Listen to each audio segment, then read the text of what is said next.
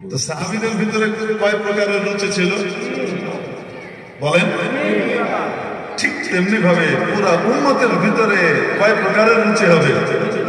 রাসূল পাক সাল্লাল্লাহু আলাইহি ওয়াসাল্লামের জন্য বলেছেন, যার সাথে যে সাহাবীর রুচি মিলবে, যে সাহাবীর রুচির সাথে যার রুচি মিলে, সে তাকে ফলো করো, হেদায়েত পেয়ে যাবা। একজন কি লাগবে? কারো মেজাজ হলো কথার আগে তরে খাইছে আমি, ওই হলো বাড়ির মাজ্জা পোলা, ও কি কথার আগে ওই এরকম করে, বুঝছেন নি? তো ওর মেজাজ কার সাথে মিলে?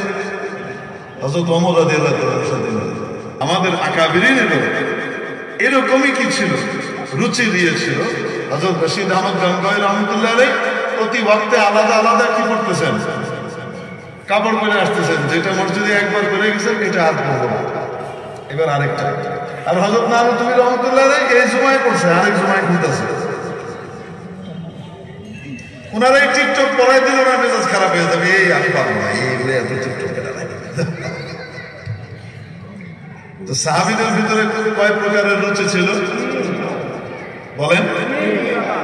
ঠিক তেমনি ভাবে পুরা উম্মতের ভিতরে কয় প্রকারের রুচি হবে? রাসূল পাক সাল্লাল্লাহু আলাইহি ওয়াসাল্লামের জন্য বলেছেন, যার সাথে যে সাহাবীর রুচি মিলবে, যে সাহাবীর রুচির সাথে যার রুচি মিলে, সে তাকে ফলো করো, হেদায়েত পেয়ে যাবা। একজন কি লাগবে? কারো মেজাজ হলো কথার আগে তরে খাইছে আমি, ওই হলো বাড়ির মাজ্জা পোলা, ও কি কথার আগে ওই এরকম করে, বুঝছেন নি? তো ওর মেজাজ কার সাথে মিলে? হযরত ওমর রাদিয়াল্লাহু তাআলার সাথে মিলে। কথার আগে মায় হযরত মুসা আলাইহিস সালামের সাথে মিলে, বুঝতে পারেন না? আর কারো মেজাজ 10 থাপ্পড় দিলেও রাগ করে না, চুপ করে থাকে। হযরত ওসমান রাদিয়াল্লাহু তাআলা যতই যে চাই বলুক, কোনো রাগ নাই, চুপ। হযরত আবু বকর রাদিয়াল্লাহু তাআলা মাঝামাঝি, একেবারে ঠান্ডা, টাইম মতো এমন গরম। হযরত ওমর হা করে তাকায় থাকতেন, এত গরম হতে পারে? বুখারী শরীফে হাদিস আছে, হযরত আবু বকর এত নরম, কোনদিন কারো কথার উত্তর নাই, এই যে যা কইতেছে শুনতেছে। হুদায়বিয়ার সন্ধির সময় কাফেরদের একজন এসে কি করছে, মুসলমানদের হতাশা তৈরি করতে চাইছে, রাসূল থেকে বিচ্ছিন্ন করতে চাইছে। মুহাম্মদ, এরা তোমার সাথে লড়াই করবে? আমরা তো দিচ্ছি, আমরা তোমাকে হামলা করলে এরা সব পালিয়ে যাবে। মানে মুসলমানদের মনোবল ভেঙে দিতে চাচ্ছে। হযরত আবু বকর, হযরত ওমর কিন্তু চুপ, উনি কিছু বলেন না। হযরত আবু বকর কি বলছেন? আত্মা কাছে গেছে, উনসুস বাদরাল্লাহ, যা লাতের হুনাস হো গিয়া। বুখারী শরীফের হাদিস বললাম আমি, তরজমা যেটা যেমন এটা যেমন করতে হয়। উনসুস বাদরাল্লাহ, লাত ওদের এক মূর্তি ছিল, সেই মূর্তির হেডে ছিল বিশাল, ওইটার পূজা করতে, রুচি নষ্ট হইলে যাওয়া, বুঝলেন না? হেডের পূজা করে। তো কি করছে, অনেক হয়েছে যা লাতের হেডে চল গিয়া, উনসুস বাদরাল্লাহ। তো গরম হয়েছে না হয় নাই? নরমও গরমও। হযরত আবু বকর রাদিয়াল্লাহু তাআলা ছিলেন একেবারে মধ্যম। যার রুচি যার সাথে মিলবে, সে তার সাথে কি করবে? আমল করবে। এখন মুশকিল হলো যে আমার এলাকায় যদি আমি মাহফিল করি, তো এই আলো লাগানো ইসরাফি আছে, এটা ঠিক আছে। কিন্তু আবার যখন নাকি পুরান ঢাকার তারা নাকি কাচ্চি বিরিয়ানি, হায়দ্রাবাদি বিরিয়ানি ছাড়া খায় না, টিপটপ নাজিরা বাজারের মানুষজন একদম ফিটফাট, লুঙ্গিটাও ইস্তারি করে পড়ে, যে লুঙ্গিটা পরে ওইটাও কি করে? ইস্তারি করে পড়ে। এখন ওই জায়গাতে মৌলানা তানভীর সাহেব বাধ্য লাইটিং একটু বেশি করে, কি হবে? যদি না করা হয় তো ওয়াজ আল্লাহ ফকিরের লাইনাটা কি বানাইছে না যায় কি হেদায়েত তো সবারই লাগে। এমনি ভাবে আলো লাগবেও, কোনো কোনো সময় আলো ইসরাফ হবে, কোনো কোনো সময় আলো জরুরত হবে, এক এক সময় এক একটা হবে।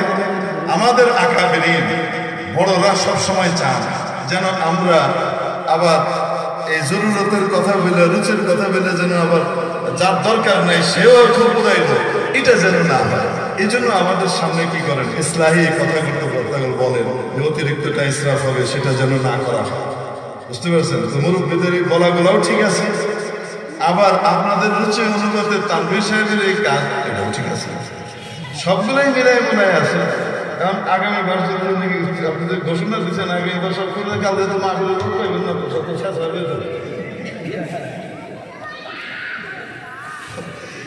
যাই হোক, তো একই জিনিস এক এক পরিবেশ, এক এক স্তর, এক এক জায়গা হিসেবে কি হয়, ভিন্নতা আসে।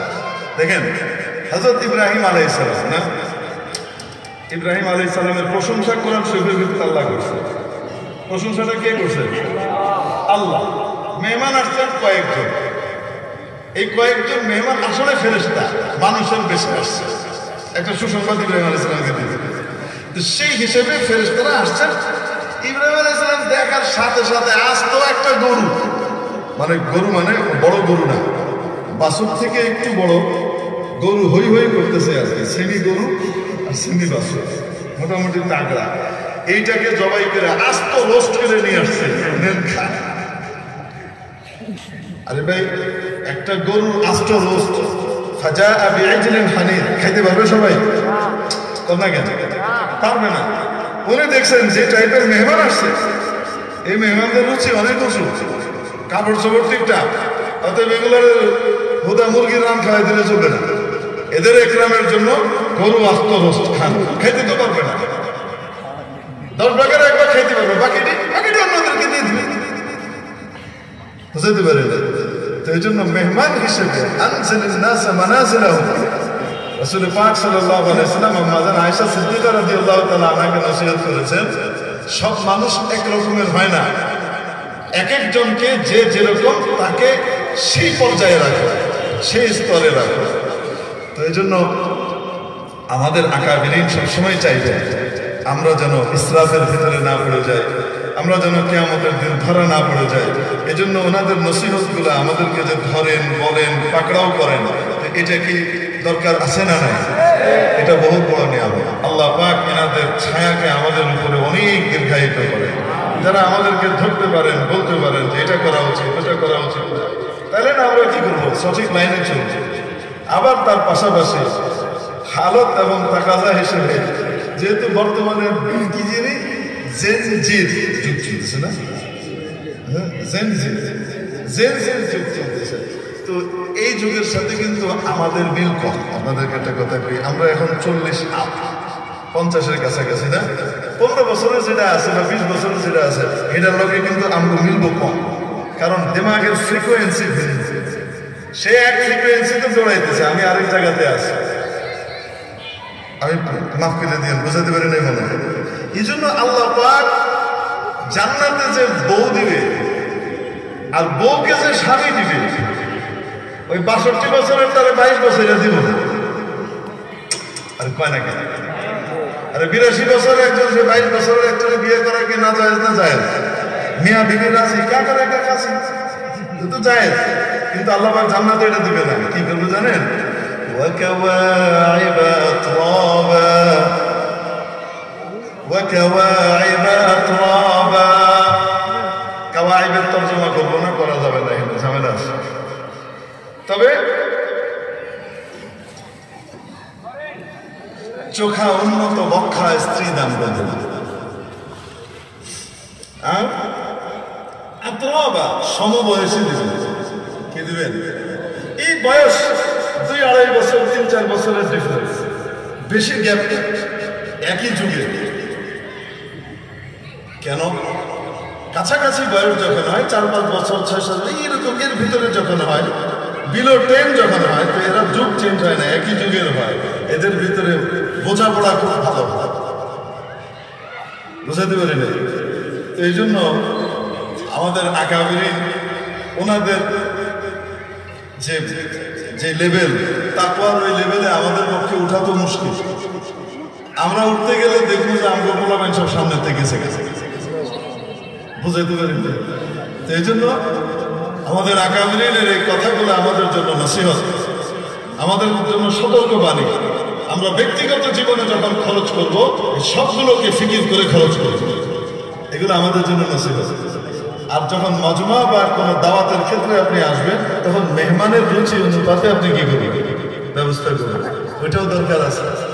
এই জন্য আমরা আমাদের বাচ্চাদের চাইতে মানে আমি আগেই বলি সারেন্ডার করে ফেলি যে আমাদের গোলামেন যারা আছে এরা আমাদের চেয়ে অ্যাডভান্স, তাই এই ব্যাপারে কি করতে হবে পেয়ে। কারণ আমি যেটা গবেষণা হবে অনেক দূর, গ্যাপ অনেক বেশি। আমি যেটা বলবো সে নিতেই পারবে না, এর দুদিন পরে মাদ্রাসা ছেড়ে বাঁচবে।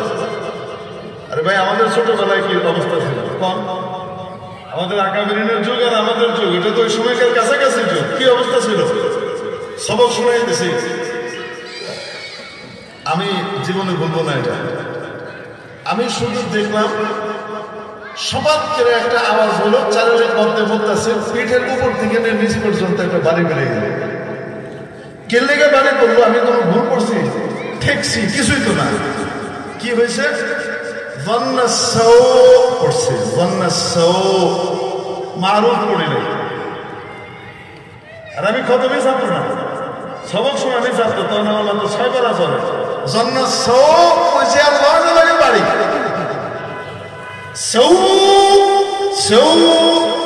বুঝে নাকি বেশি। আর সবক শোনাইতাম কেমনে, ধীরে ধীরে সবক শোনাইতে হবে, আটকানির লগে লগে নাই।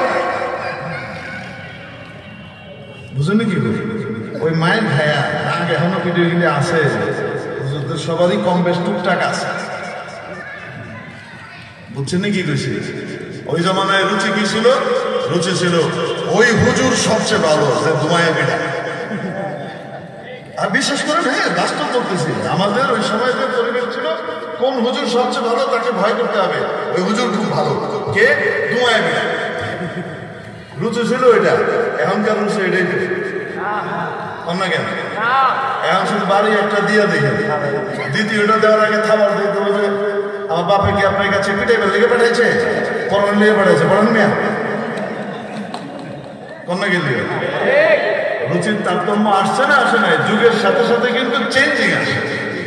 এজন্য আমরা হইলাম মাঝামাঝি জায়গাতে, যারা আমাদের যে ছোটরা আছে তাদের সাথে আমাদের বড়দের রুচির মিল না হওয়ার কারণে ওনারা ওই জমানার হালতের উপরেই এই ফয়সালা দিবেন এবং এই ফয়সালা ঠিক। আবার বর্তমান যুগের যে বাচ্চারা আছে এদের যে রুচি প্রকৃতি, এটাকে যদি তাল না মিলান হয়, মাহফিলে তো আইফোন দিনের কথা বলবো না, কিচ্ছু না, মোবাইল দিয়ে বের থেকে নিয়ে বলা জায়গা কানে একটা ঢুকে থেকে বের অবাস্তব না বাস্তব। এই জন্য আমরা মাঝখানে ট্রান্সফার করার কাম করি, এটা ওইটা একটু মিলানোর চেষ্টা করি। তো 2 মিনিট অনেক বেশি হয়ে গেল, এখন বয়ান শুনবে, যার 2 মিনিট কখনো শেষ হয়।